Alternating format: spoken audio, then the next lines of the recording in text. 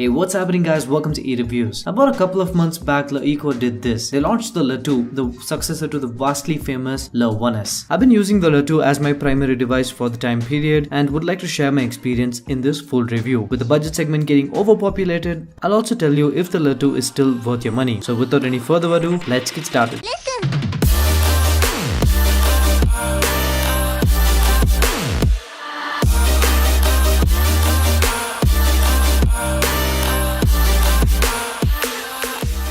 As usual, let's start off with the design and build quality. Looks like LeEco has just two things in their mind for their devices. One, uniformity, and the second, symmetry. The letv's front is strikingly similar to the Le1S, so much so that you can't tell them apart if placed aside face first. Only differences can be found on the sides and at the back of the device. The sides now have shiny rose gold chamfered edges and the back has a new camera position and design. The slightly curved back and the flat sides provide a good grip of the device. The letv sports a metal unibody design just like its brother, but lighter than any of them.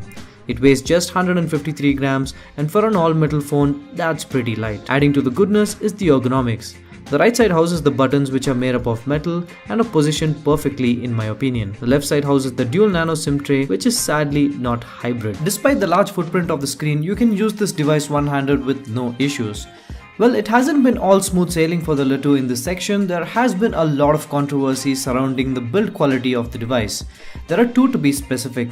The first one is the screen creaking noise noted by C4eTech and the second one is the screen distortion effect noted by Geeky Ranjit. Talking about the screen creaking noise, yes, it is present and I don't buy LeEco's explanation of a gasket.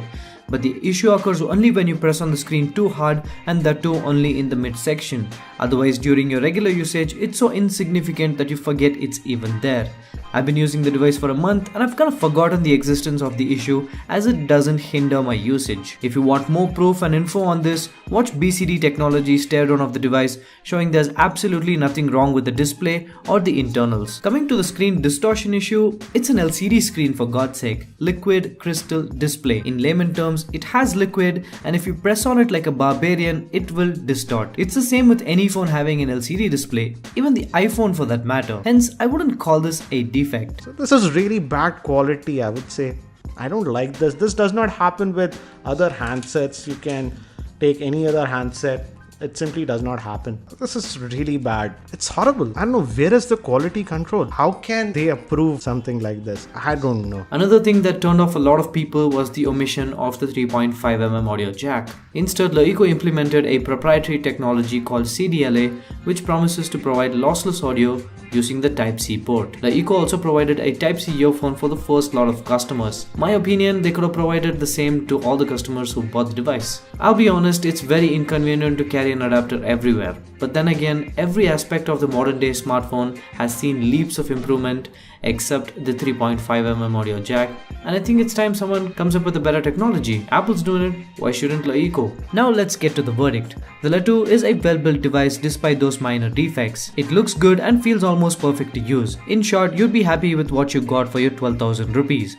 You might also arrive at a similar score of 8 out of 10 that I got for this section and which is subjective to me as always. Moving on to performance, the letv is a powerful device. It features the latest and greatest from Qualcomm, the octa-core Snapdragon 652 processor.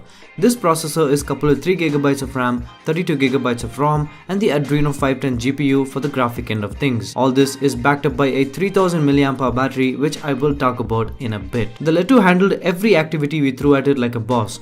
Though opening up apps were slow, but once it was up, it remained in memory, making multitasking a breeze.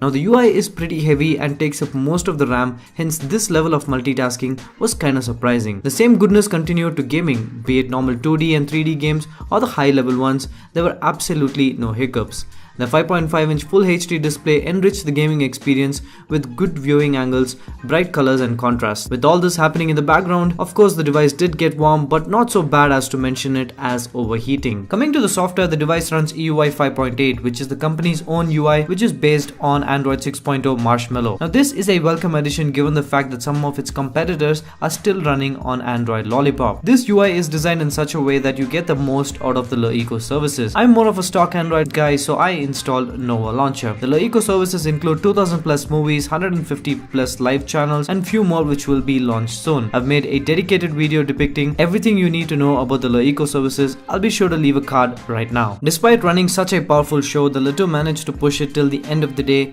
every single day. Of course, this can't be compared to the exceptional battery backup offered by the Xiaomi Redmi Note 3, but for a 3000 mAh battery, it's acceptable. Now, the cameras.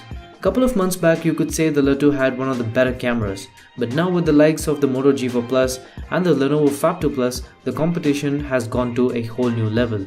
That does not mean the Letv has a bad camera. It's still a camera that provides good images under well-lit conditions and decent images under low-lit conditions. A little improvement could be made to the 4K video quality via a software update, which LeEco seems to be doing a decent job at. I've made a dedicated camera review, so check that out if you're interested. Alright, let's get to the verdict on performance.